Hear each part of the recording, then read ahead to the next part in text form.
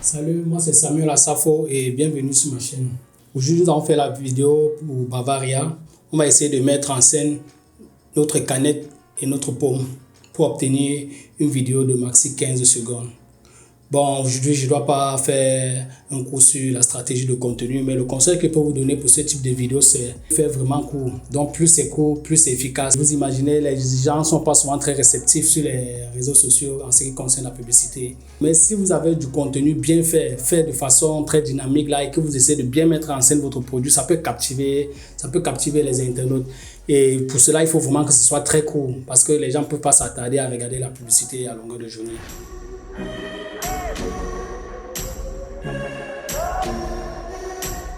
Accompagné de mon ami Junior, c'est avec lui que je fais souvent mes vidéos. Nous avons dans un premier temps dressé notre cyclo pour installer notre backdrop. Une fois notre backdrop installé, ce que nous allons faire, c'est mettre en scène nos lumières. On va mettre les lumières et paramétrer notre caméra et afin d'obtenir le meilleur rendu d'éclairage possible, en fait, ce que nous souhaitons. Cette fois, on va faire la vidéo vraiment de façon manuelle. Quand je dis manuel, c'est une façon de dire qu'on ne doit pas utiliser le dispositif motorisé, bien que je le dispose, puisque le but est de vous montrer comment, à partir de pas grand chose, vous pouvez faire des vidéos à la maison, même sur une table comme ça.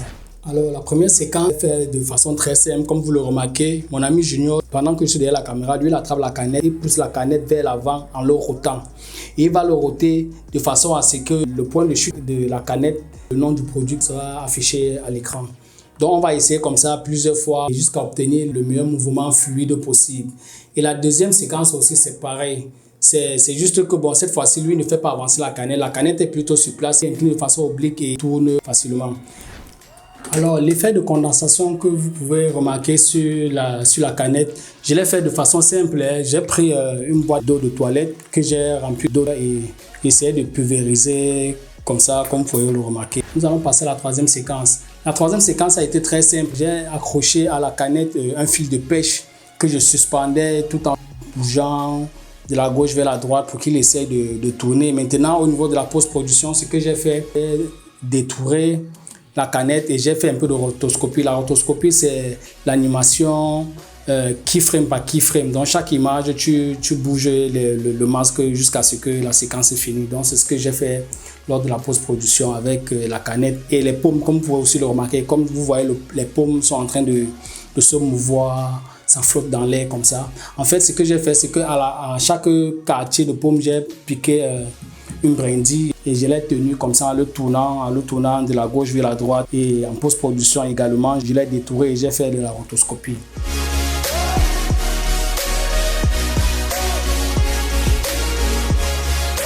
La séquence suivante a été simple.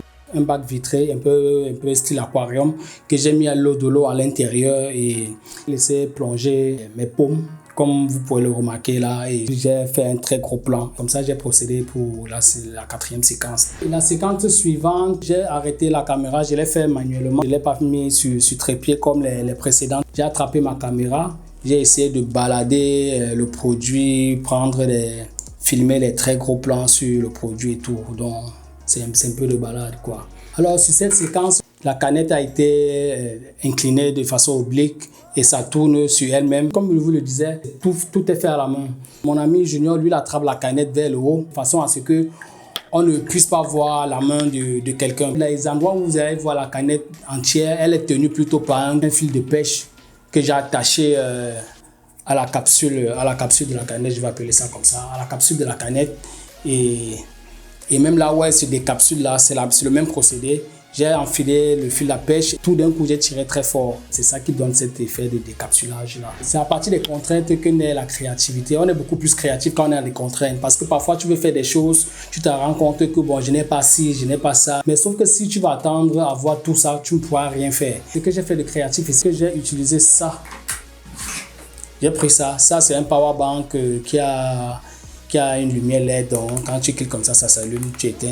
J'ai allumé mon power bank, je l'ai mis derrière le verre. Du coup, quand la bière se verse dans le verre, on a comme une impression qu'il y a de la lumière dans la canette, dans le verre. Quand on enlève la lumière, c'est pas très joli. Et quand on remet, c'est vraiment waouh. Ça crée un effet quand même très intéressant.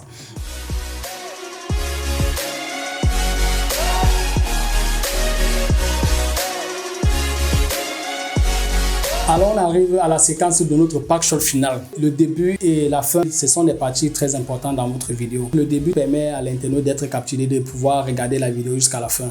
Et la fin, il faut qu'il retienne, il faut qu'il trouve une certaine satisfaction à la fin. Il faut un point de chute qui sera très intéressant, qui va le marquer. C'est pourquoi généralement le message qu'on veut passer souvent, on le met soit au début, soit à la fin de la vidéo. Et pour mon cas, j'ai mis à la fin. Et le message que je voulais faire passer, c'est que c'est une canette qui est faite avec un parfum de pomme et 0% d'alcool. Et c'est une bière, une boisson maltée.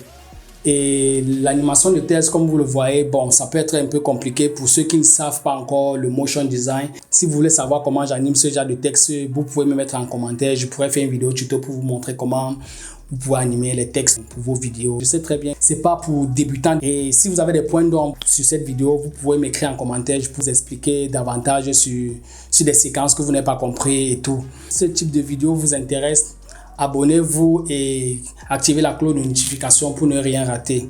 Donc sur ce, on se dit à la prochaine. Merci, ciao. Peace.